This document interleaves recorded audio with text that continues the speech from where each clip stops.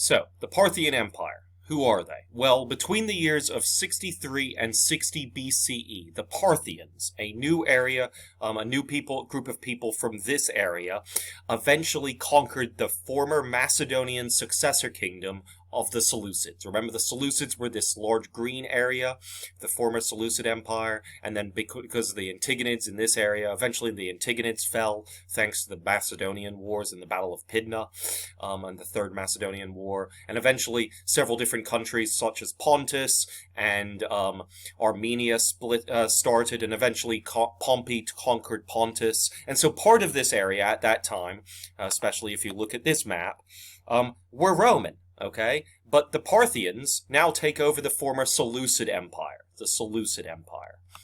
And so the Antigonid Empire has fallen, the Seleucid Empire now falls to the Parthians, and the Seleucid Kingdom had lasted 262 years since Alexander's death. Okay, 262 years in Asia it lasted, thanks to all of its elephants and its soldiers and Greek Macedonian phalanx, fighting style, etc.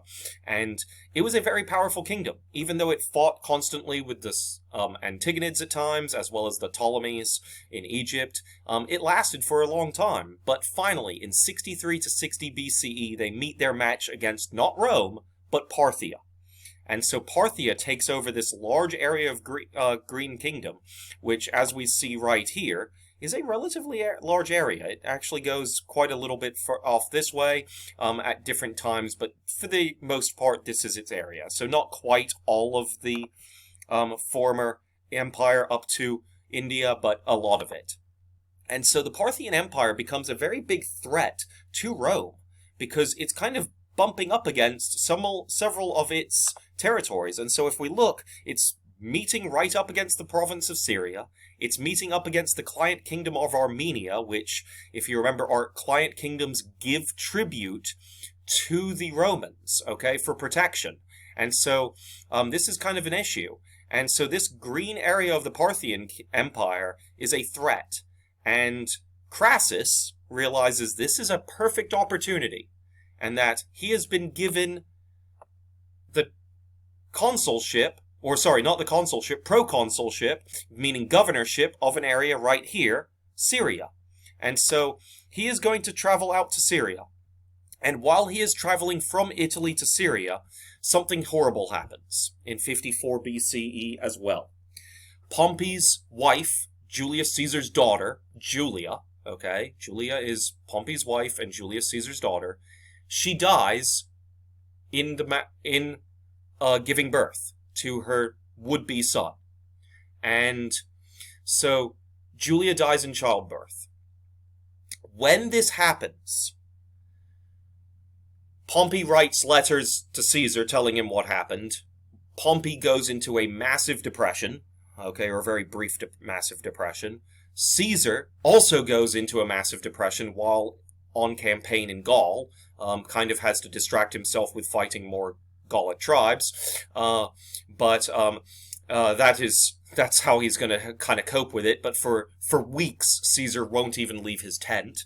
Pompey, however, is not only distraught over losing Julia, but also distraught over that the child that Julia died giving birth to dies within a day or two later. The young child dies very shortly after. And so there's a massive physical split. The physical bond that Caesar and Pompey shared, which was Julia, is gone.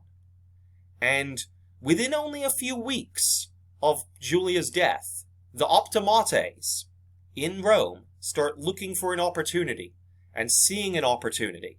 And they see the opportunity that while Crassus is gone and Caesar is gone, Pompey, who they've kind of figured out has an alliance with both, is by himself and no longer has his wife, and might be open to some kind of distraction in the sense of another woman coming along. And so the optimates actually start showing off their daughters and sisters to Pompey as quickly as possible, within only a matter of weeks, hoping that he'll remarry. And it takes a while, okay, it takes well over a year, but Pompey eventually does start actually opening his ideas to what the Optimates are saying and suggesting politically, as well as also looking at these other women. And so, there is the rift beginning between Pompey and Caesar. And so let's also talk about another beginning of the end of the Triumvirate, because it's going to happen, and it's not going to happen when it is supposed to expire in the year 51. It's going to happen before that. Crassus, of course, is now governor of Syria, and he's gone from Rome across Greece and Asia Minor and reaches Syria. And he brings with him his son, Publius Crassus, and 7 legions. 7 legions of 42,000 total soldiers. 42,000 men, and his son, Publius Crassus, who's basically in charge of the armies, along with him, Marcus Crassus. And he is now governor of Syria. And immediately, he starts finding out that Parthia is kind of pushing its luck in this area against not just Armenia, but a couple other small little, tiny little territories in that area, and butting up against the edge of Syria. And so Crassus decides that that is all he needs as an excuse to attack Parthia. And so he crosses the Euphrates River in 53 BCE, right here. The Euphrates River and the Tigris River right here. We've got the Tigris and Euphrates River in Mesopotamia, where we started this course at, basically, right? On day 1 or so. And so, or day 2 maybe. And so he's now crossed that river, and he's going to a place called Carrhae. Carrhae. And there is going to be a battle of Carrhae between the 7 legions of Crassus, led by not just Marcus Crassus, but his son, Publius Crassus, as well as his 4,000 cavalry, okay, so about 42,000 men total, okay, between the cavalry and the legions, against a Parthian army. And the battle is going to take place on May 6th of 53 BCE.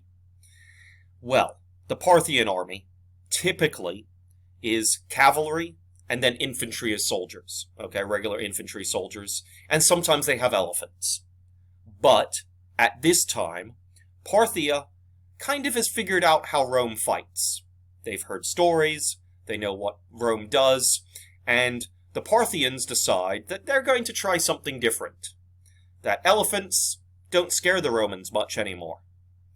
That regular infantry soldiers fighting one-on-one against the legions don't really work that well, because the big Roman shield and the short sword that they use, as well as throwing their pilum, their spear, the throwing spear, don't really work against the infantry. That infantry against them, against the Romans, doesn't work. And so Parthia decides to send an all-cavalry army, meaning all soldiers in this army are all going to be on horseback. Their majority of the soldiers are going to be 9,000 soldiers, okay, with compound bows. You can see that compound bow. We talked about the compound bow or the composite bow all the way back with the ancient Egyptians, where it's a little curved bow, and while it's a short-ish sized bow, okay, not very big, the extra curve gives a lot more power behind pulling it back, as opposed to just one regular curve. Because it has that extra curve on both ends, it's a little bit more powerful than a regular bow. Okay? Meaning that the arrow, when shot out of it, is going to be stronger and faster, and when it hits a person's shield or armor, it might even go through it. Okay? As opposed to bouncing off.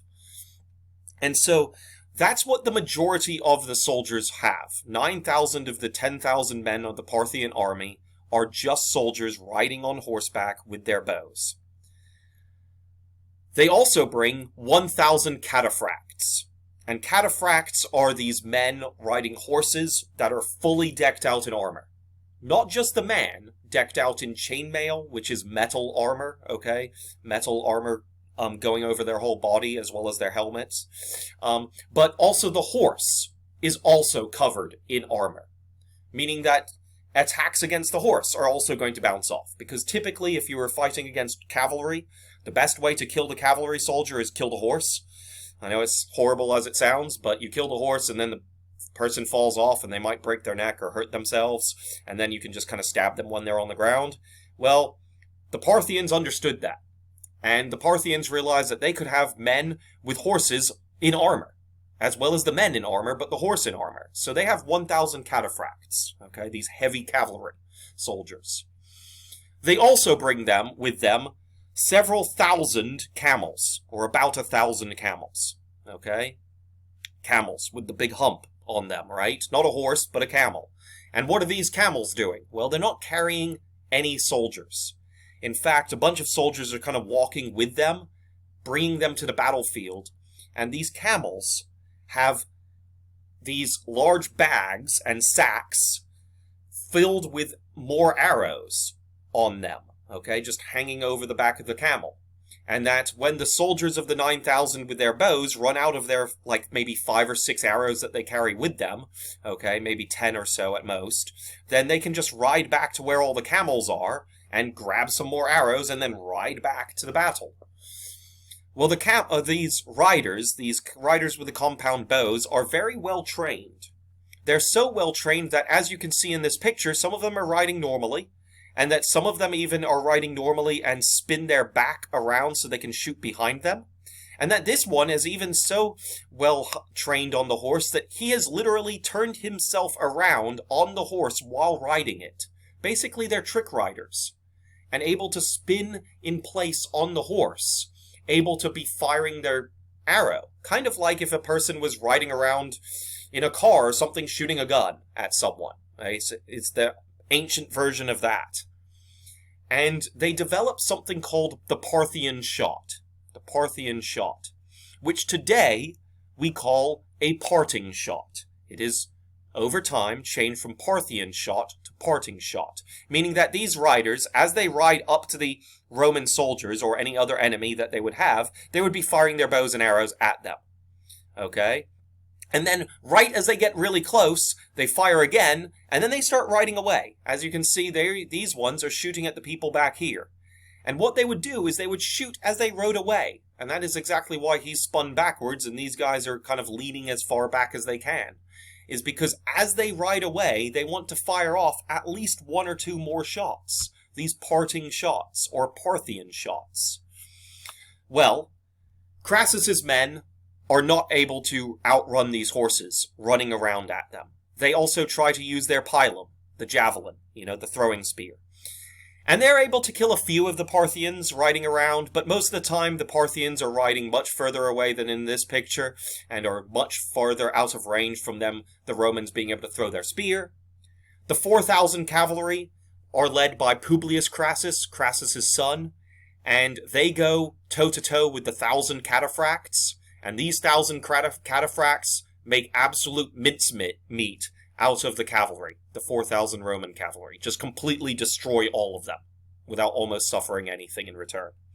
The rest of the Roman army is, of course, on foot, and tries to attack the soldiers on horseback, but every time they get close, the soldiers just run away, so it is constantly tiring the Roman soldiers out, and Parthians just ride off, and then shoot arrows at them, and then go back to their camels for more arrows, and then come back. And eventually, it gets to the point where the arrows, because of the compound bows, are going through the shields, and normally the Romans would do something called a testudo, testudo, where they would form up as a shell, where they would protect themselves with their shell of their shields. Well, these bows and arrows are going through their shields, and even going through their armor. As you can see in this picture here, the Romans are dying despite their shields, and despite their armor, because of the compound bow and the powerful arrow that is being fired from them. And so, the Roman army is defeated. 20,000 of them are killed. About 10,000 of them are captured, and another 10,000 of them try to escape. And as that 10,000 are being captured, Crassus kind of realizes he needs to go himself, now that his son is dead, as his second in command. He needs to go himself to talk to the Parthians, to negotiate surrender and terms for peace, and to get out of this war that he just basically started. And so, because his military conquest is not going to happen from this day. And he realizes that. He's realized that right away, that the Battle of Carrhae on May 6, 53 BCE is now going to be remembered as a disaster for him, not a victory. And so he decides that he can maybe survive with the 10,000 extra soldiers, and that it won't be a total defeat, and that he can get them to be able to get to safety back to Syria, and he can kind of negotiate peace and then maybe rebuild an army and then go back and actually win against the Parthians at a later time. So Crassus goes under a flag of goodwill, basically, hoping that he will be able to talk with the Parthians. And he gets to the Parthians. And there are two stories, according to the ancient historians, on what happens to Crassus when he meets the soldiers from the Parthian army. And the two soldiers go, or the two different stories go, depending on which one. Let's talk about the historian Plutarch first. Plutarch says that immediately when Crassus tries to talk to the Parthian general, one of the Parthian soldiers with the general, just under the general's orders, chops off Crassus's head. And not only just chops off his head, killing him, but then takes that head and takes it by messenger all the way back to the king of Parthia's throne room, King Orodes II. King Orodes the number 2, King Orodes II, who at the time in his palace, in the throne room, is having a play performed for him by the actor Jason of Tralles. Jason of Tralles was a famous Greek actor at this time, and he wrote, or was performing, the play, The Bacchae. The Bacchae is a play that I've actually seen, and it's a very interesting play. It's about a lot of women in a Greek city that, during a festival, decide that they do not like how men have been basically ruling their entire lives.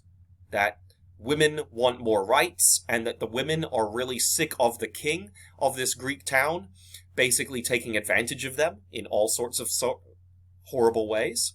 And so that the women during the Bacchae festival, or the Bacchus festival, meaning to the god of wine, get together and get all of the men drunk, and that all the women then basically whip out weapons and daggers, and they actually chop off the king's head.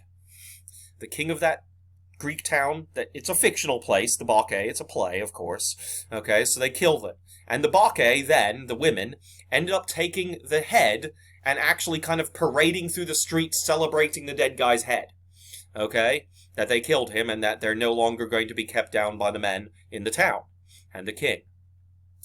Well, Jason of Tralles is performing that play for the king of Parthia when Crassus's head is brought into the throne room, and the messenger says, "We have just defeated the Roman army, here is the general's head." And Jason of Tralles, in the next scene of the play, grabs the head and uses the head as the prop of the dead king from that play.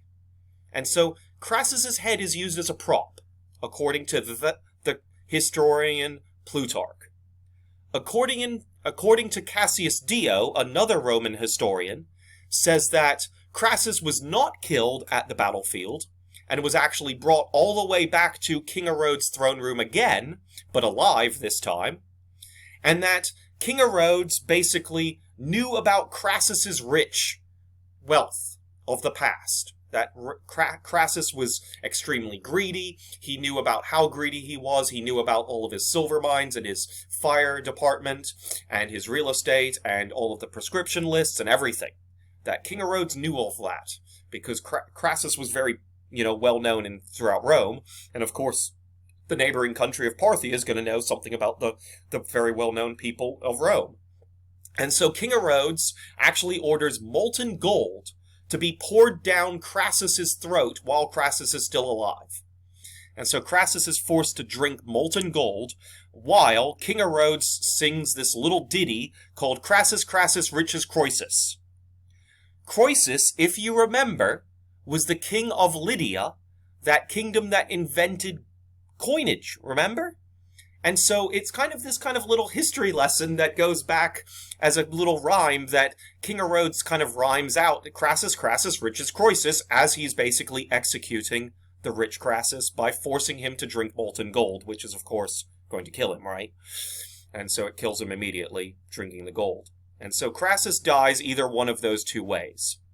We also know what happens to the rest of Crassus's army. Remember, 10,000 were captured. Well, 10,000 of them are sold into slavery according to the historian Pliny. Most of that 10,000 are never, ever sold back to Rome or exchanged back with Rome with like a peace treaty. Normally you end up having, after a war, you have like that kind of exchange of prisoners, POW, and stuff, like Vietnam. That was a huge thing during Vietnam in our American history. And so we end up having this period where normally armies on both sides get together and say, hey, you captured so many of our soldiers, we captured so many of yours, let's trade. Well, this never happens with Parthia and Rome. Not for a while, not until 20 years later. And so many of the soldiers are still captured and held by Parthia for 20 years. Some of them, however, probably end up somewhere else. And so let's talk about where they possibly end up. So these Roman soldiers came from Rome, or other places in the Roman Republic, and traveled all the way to the Battle of Carrhae here, and fought for Crassus here. Afterwards, they were sold into slavery somewhere in Iran, which was present-day Iran, which is Parthia. And eventually, some of them were sold all the way into slavery, supposedly, as mercenary armies in northern India and the area up here, Afghanistan and Pakistan area, and even China. And we know this, supposedly, because there are some writings in ancient China talking about a battle of Jiji in 36 BCE. About 20 years later. About 15 to 20 years later. And at the Battle of Jiji, these Chinese soldiers, and this is a Chinese historical document that speaks about this in ancient Chinese. I've read this document, or translations of it. And what it says is that the Chinese soldiers report about fighting an army that use fish scales formations of their shields.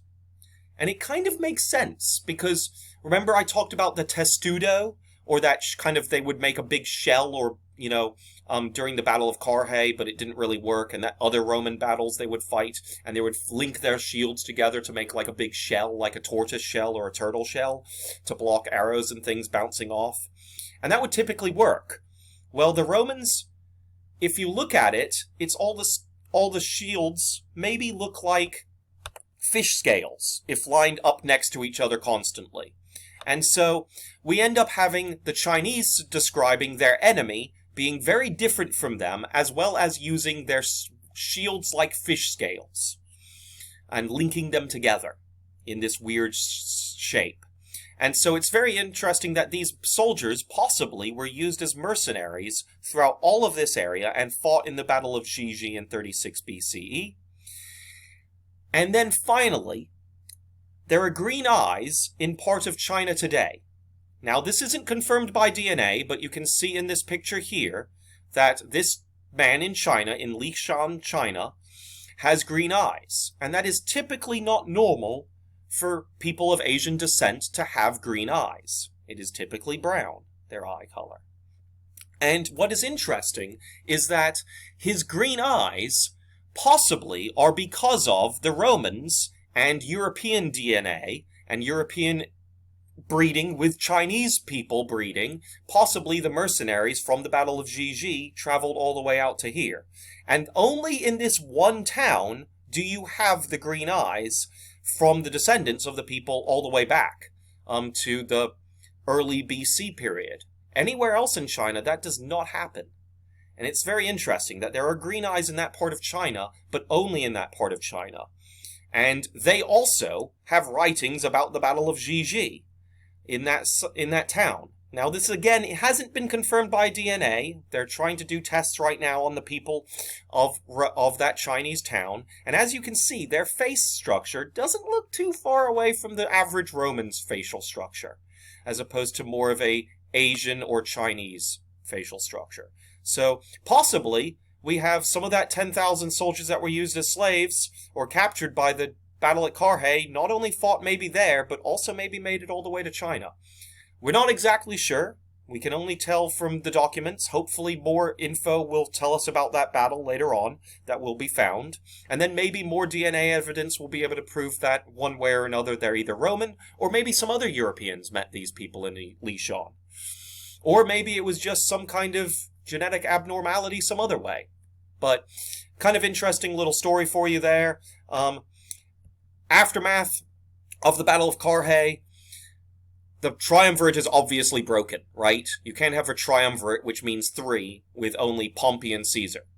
And now, Pompey and Caesar are kind of against each other because the Optimates are beginning to whisper in Caesar's or in Pompey's ear at this point and convincing him of stuff. It's been almost a year at this point after Julia's death.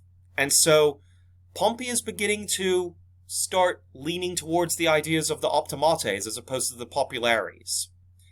And who settles an argument between two people? You would have to have a third person. Well, typically, when an argument would happen between Caesar and Pompey, Crassus would be there. And if it was an argument between Crassus and Pompey, Caesar would be there. And vice versa, if it was between Caesar and Crassus, Pompey would be there. But now with one of them dead, who mediates it? And so that's the question. And now the Triumvirate is officially broken because there's only 2 of them left. And at the end of 53 BCE, there are new elections in Rome, as with every year. And Clodius, remember that plebeian tribune, that is really a patrician, says that he wants to run for consul. And because he's technically a patrician, even though he was adopted by plebeians, he can run for consul. And he's been in the Senate. And so he runs for consul as Caesar's basically man, while Pompey is running this man named Milo, okay?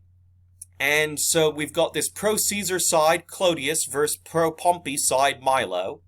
Clodius, of course, is rife with scandals. Remember, there's the dress-up scandal with Caesar's ex-wife from years before.